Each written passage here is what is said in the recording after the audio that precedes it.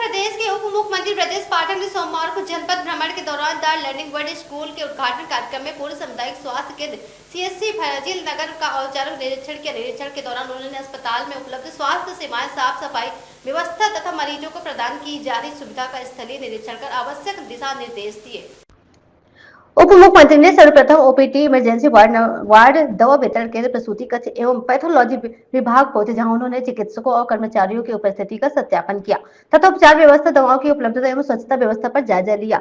इस दौरान उन्होंने मरीजों एवं उनके तीमारदारों से संवाद कर उपचार एवं दवा उपलब्धता के संबंध में जानकारी प्राप्त की। उन्होंने निर्देशित किया है कि अस्पताल में आने वाले प्रत्येक मरीज को गुणवत्तापूर्ण एवं समयबद्ध उपचार उपलब्ध कराया जाए तथा किसी भी स्तर पर लापरवाही न बरती जाए। उन्होंने चिकित्सा अधीक्षक एवं स्वास्थ्य कर्मियों को अस्पताल परिसर में साफ सफाई की विशेष व्यवस्था सुनिश्चित करने के आवश्यक दवाओं की सतत उपलब्धता बनाए रखने तथा मरीजों के साथ संवेदनशील मानवीय व्यवहार सुनिश्चित करने के निर्देश दिए।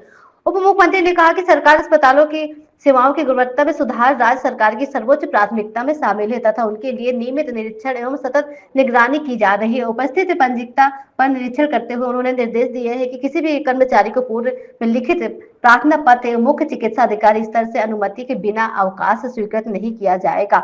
लापरवाही पाए जाने पर संबंधित के विरुद्ध कड़ी कार्रवाई सुनिश्चित की जाएगी। इस अवसर पर जिलाधिकारी महेंद्र सिंह तंवर, मुख्य चिकित्सा अधिकारी डॉक्टर चंद्र प्रकाश, चिकित्सा अधीक्षक डॉक्टर उमर शंकर नायब सहित संबंधित चिकित्सा एवं स्वास्थ्य विभाग अधिकारी उपस्थित रहे।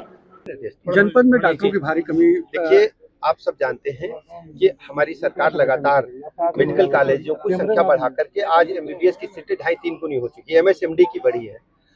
संख्या धीरे धीरे पूरी होगी, लेकिन हमने इसके लिए अलग से उपाय भी किए हैं। हम मैक्सिमम सरकारी सेवाओं में चिकित्सकों को, विशेषज्ञ चिकित्सकों को लेने के लिए उत्तर प्रदेश राज्य देश में पहला राज्य है जो 5 लाख रुपए तक की रिवर्स बिडिंग का उनको हम मानदेय दे रहे हैं और ऑफर के साथ साथ उनको तैनाती भी दे रहे हैं। अभी शीघ्र ही हम कुशीनगर जनपद में जो चिकित्सकों की कमी है इसके बारे में समीक्षा बैठक करके, यदि कुशीनगर जनपद का कोई चिकित्सक, आपका भी कोई जानने वाला हो, यहाँ आना चाहे तो हम उसको शहर तैनात यहाँ करेंगे और अपनी तरफ से भी हम देखेंगे जो चिकित्सकों की कमी है, कहीं से कोई आना चाहता है या आवश्यकता है तो उसको हम ट्रांसफर करेंगे। हमारे सामने बड़ी चुनौती है कि चिकित्सकों की कमी है, उसको हम पूरा करेंगे और मैं अपने माननीय विधायकों से कहता हूं, उनके अगर कोई परिचित कोई आना चाहे हम तत्काल उनको ले आएंगे। अभी अखिलेश जी ने एक्सप्रेसवे पर टिप्पणी करते हुए अभी एनएचएम में 23 लोगों की भर्ती भी की है। जिलाधिकारी महोदय जो इसके कमेटी के अध्यक्ष होते हैं जिला स्वास्थ्य समिति के। अभी सपा की रैली हुई है दादरी में, भारी भीड़। आप जानते हैं कि समाजवादी पार्टी की जमीन खिसक चुकी है। गुंडई, अपराध, अराजकता, पैसे की लूट, सरकारी संसाधनों की लूट, खनिजों की लूट कोई भूला नहीं है और समाजवादी पार्टी के लोग धर्म और जाति के आधार की राजनीति करते हैं। इनका डेवलपमेंट से कोई लेना देना नहीं। आप देखते होंगे कि हमारी सरकार में 17 के बाद से लेकर अब तक आमूलचूल परिवर्तन हो चुका है। उत्तर प्रदेश अब विकसित राज्य के रूप में जाना जा रहा है, पहले बीमारू राज्य था। हमारे पास रेवेन्यू सरप्लस स्टेट के रूप में हम जाने जाते हैं। प्रति व्यक्ति आय 3 गुनी हो चुकी है, हमारा बजट भी 3 गुना हो चुका है और हमारी प्रतिबद्धता उत्तर प्रदेश राज्य को एक डेवलप्ड स्टेट के रूप में स्थापित करने की है और स्वास्थ्य सेवाओं का इसमें बड़ा योगदान है। आप स्वयं तुलना करिए, 17 से पहले हेल्थ सर्विसेज कैसी थी और आज कैसी है। लगातार उनमें हम उत्तरोत्तर बढ़ोतरी कर रहे हैं।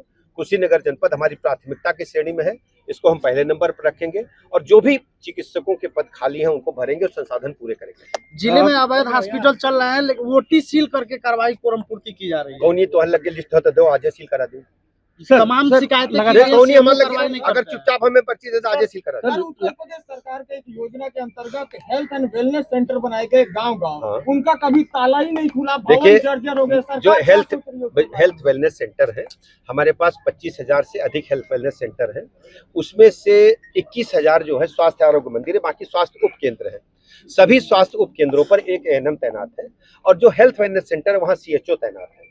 यदि आपके पास स्पेसिफिक रूप से कोई शिकायत है कि ये इसमें ताला बंद है तो हम उसकी जांच कराएंगे। अगर वहाँ तैनात है तो मौके पर जो नहीं पाया जाएगा, आपको पता है 1750 चिकित्सक हमने बर्खास्त किए हैं। गत सरकारों में क्या होता था, चिकित्सक ड्यूटी पर नहीं जाते थे, समय पर नहीं जाते थे, जाते ही नहीं थे, तनख्वाह लेते थे। ऐसे लोगों को हमने उनकी सेवा से पृथक किया है, नई तैनाती कर रहे हैं।